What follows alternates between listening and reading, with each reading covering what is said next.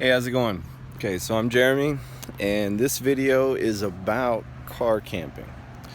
I know there's a lot of videos on YouTube about car camping, converting vehicles into RVs and stuff like that. There's tons of great stuff you can check out. Now, what's different about my setup that I'm about to show you is, one, I had zero budget. I mean, zero. I had to work with what I had on hand at the moment. So to explain my situation, I am going to a school that is 2 hours away from my house. I have to be here 4 days a week, 7 in the morning till 3 in the afternoon. I was getting up at 5, driving on the highway, getting caught in city traffic.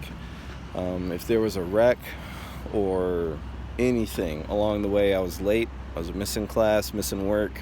My grades were suffering, so I had to figure something out. In the meantime, I haven't had the ability to just get a hotel room indefinitely. That's expensive. I haven't been able to go buy an RV. So what I did is I took my 2005 Ford Escape and I fixed her up. So one of the first things you can see up here, got a 100-watt solar panel. Now I just happen to have a 100-watt solar panel because I had already built an RV once a few years ago. When I got rid of the vehicle, I kept the panel, and I didn't alter the vehicle. That's one of the key things about this build, is there's nothing permanently changed on the vehicle. So the way I fixed it down, I've got these ratchet straps that are bolted to it. Keeps it on there pretty secure. I ran the wire from it inside the window here, and you can see there's just enough space for the wire to go through, keeps the rain out. I've got these guards over top of my window. Now the second thing you'll probably see, I've got these covers on my windows. Now all that is for privacy and insulation. I took some cardboard and this roll of silver Reflectix insulation, and I taped them together and I put them up in the windows. I've got a windshield guard up there that I put up for privacy. Now I took all of the seats out except for the driver's seat. All right, so here on the right side of the vehicle, I've got my bed. It's built up on a wooden platform. You can see right here, it's just 2x4 and plywood. And this mattress that I made was just stuff that I took. I had one of those plastic mattress protectors. It's like a giant zipper bag that you slide over a mattress to protect it. And I took a sleeping bag, I filled it with a couple blankets and some of those egg crate foam rolls, put it in the sleeping bag. I put the sleeping bag in the mattress protector, zipped it up, and then duct taped it into shape. And you can see it's about, a good 5 inches thick or so when I lay on it, it gives me lots of good padding. The bed is 6 foot by 2 foot wide, which is plenty of space for me. Right here, I've got my little kitchenette area, and all of this is made out of PVC and some scrap wood. It's all held together with bungee cords and zip ties. On the bottom here, I took apart a little mesh laundry bag, and I happen to have this laying around, but if you get them at the store, it's like $2 for a mesh laundry bag. And I cut it and zip tied it so that way it holds, like I've got ramen noodles and Pop-Tarts and stuff like that. Now, to be able to brush my teeth or my hair or get some water for my noodles, I made this sink, and it's just a plastic container. I've got a drain down here that goes down this tube into this empty jug. Now to run the sink, you can see I've got a spout up here. I pump this up, and that's a little garden water sprayer, and then I turn this and it runs water for me. And if I pump it more, it'll give me more pressure than that, but it works fine. Back here in the back, this right here is my rear window cover. I took it off. It goes by Velcro up under the rear window just because there's not a lot of light in here for the video. But I got a little trash bucket. It's my dirty clothes bag. Back there I keep a pee bucket. I can go number 1 in here, and I keep it in there. Every morning I go dump it out in a toilet inside the school, so that way I'm properly disposing of it. And then I've got an extra water jug over there. They're different types of jugs so that I don't mix them up. That would be bad. And again, I did this with stuff that was laying around so that I didn't have to buy anything. I took these plastic tea jugs and I cut them off, and they're velcroed and bungee cord into this recess here for this extra little window on the back, holding all my toiletry stuff here. On the other side I did the same thing, and I keep socks and underwear. On the back here I've got this closet rod. Again, it's made out of PVC, just held up there with some cord, and I hang my clothes off of it. One of the key things about making do with the space, the limited space, is don't plan on keeping stuff on the floor. When you pack your stuff in here, you're gonna want to bring a lot of stuff, have extra things, have this, have that. The first week I came out here, I had a giant bag that was taking up space back here. When you have stuff that's on the floor, it's gonna be messy, and it's gonna be even more cramped than it already is. Space is your greatest luxury in something like this, so things like the jugs fixed up to the windows to hold things up out of the way, or these little shelves right here to hold stuff out of the way, if you can keep it off the floor and you don't have to stack and move to pull one thing out, that's a huge saver for you. Now, you saw the solar panel, what I have hooked up to it.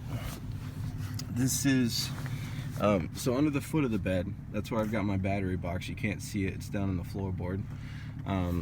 But it goes from the solar panel to the charge controller, down to the battery box, and then right here is my accessory power box.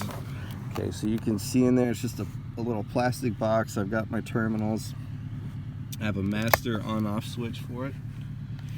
And then right here is my light switch. And there's a little 12-volt lamp that I had in my garage, and it's just up here by a magnet. It's got a magnet on there. I glued a magnet. And like I said too, nothing in here is permanently altered. I might have glued a couple things to the sides of the car, but I can peel them off and scrape off that glue. That's my charge controller, you can see down there. Up here I got my fan, helps keep me cool, and for the wiring, so that I wouldn't have to alter anything, I just, like right here, I've got a phone charger, you can see, and it's coming off my solar panel.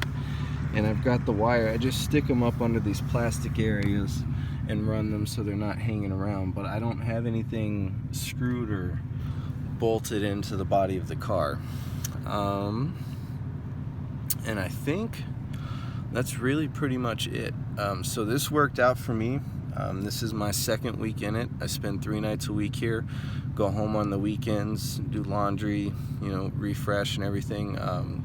I can't shower in here, obviously. I clean myself with baby wipes, and like I said, I've got the sink to brush my teeth and my hair with. And since I don't get really dirty and sweaty just going to classes, it's a little rough, but it works. I change my clothes every day, so I'm okay. It's not perfect, but that's kind of the idea of this video. When you're kind of stuck, you're in a weird situation, or maybe you just want to go on a camp trip and fix your car up, but you don't want to have to permanently alter it. You got a low budget, or you don't necessarily have a lot of the tools or special skills. Nothing that I did here really took any kind of specialty. Maybe the solar kit was a little more advanced, but I mess with electronic stuff all the time, so I was pretty able to accomplish that. I've got my ice chest here. I keep stuff cold. One thing that I don't have the ability to heat or cook food here. I tried to use, the first week I came out, a coffee pot, and what I was going to do was heat up water with the coffee pot and like pour it on my ramen noodles, or like I keep chicken nuggets or corn dogs in my cooler, just put them in a baggie and warm them up in the hot water since they're already pre-cooked. But what happened, electric coffee pots or electric kettles, anything that makes heat with electricity is going to suck a lot of juice out. And I used a power inverter, and the power inverter was strong enough for the coffee pot. But when I plugged it into the cigarette lighter and the coffee pot came on, it burnt the cigarette lighter. Like, not even the fuse for the circuit to the cigarette lighter, it burnt out the cigarette lighter. So that didn't work out. Next week I'm gonna order a 12 volt coffee pot that's designed to plug into your car, and hopefully that works a little bit better. But what I'm concerned about is that it may just be a warmer, like it will get coffee a little bit warmer than room temperature, but not necessarily closer to boiling where I could actually cook food effectively. But I will do that and follow back up with you and let you know how it goes. One thing to remember when you do this, if you do like I do, that you have like a bathroom jug, don't go dumping that out. You'll see on a lot of blogs or videos that stealth campers or RV livers worry about cops messing with them or being harassed for living in their vehicle. One of the main things, aside from loitering or unauthorized parking, that they can get you for is improper disposal of sewage and trash. So be very careful that whatever you do with your bathroom stuff, that you do the right thing with it. You cannot bag poop or use toilet paper and just throw it in a trash can. That's against the rules. So if you get caught doing that, that's just ammunition for them to get you. I use my pee bucket. I think I mentioned I go in the mornings, pour it out into the toilet, and then put my bucket back away. If I need to use a number 2, I go inside. I'm pretty well timed with that, so I just make sure during the day while I'm in class I use the restroom for number 2, and then I don't worry about it after that. But what else? I think that's pretty much it. I covered all of it pretty quickly. This is my 3rd time trying the video, so I think I've got it down pat. I moved through that pretty quick. But yeah, so if you're looking for ideas about kind of a hasty camper that's temporary and cheap, this hopefully helps you out. Either way, leave me some comments, hit thumbs up or down. Don't shred on me too hard. I know it's kind of ugly, and I'm sure living in here long term or without being able to refit every week would lead to a lot of problems. I know there are shortcomings, but this is kind of the idea, that it's a mediary, temporary solution to a unique situation. So and hey, if you're looking to do an RV or a car camp or something like that and you need some help, it's not something I mentioned, go ahead, leave a question on the comments. This is my first YouTube post, but I'll be checking back to see if you guys need any tips or hints. Like I mentioned earlier, I've already built a van out. Next month, maybe the month after, whenever I can buy a van that's going to fit my needs, I'm going to rebuild and actually make a more permanent RV. So I've messed with that stuff before, so I probably have some good ideas for you. All right, well, thanks for watching. You guys have a good day.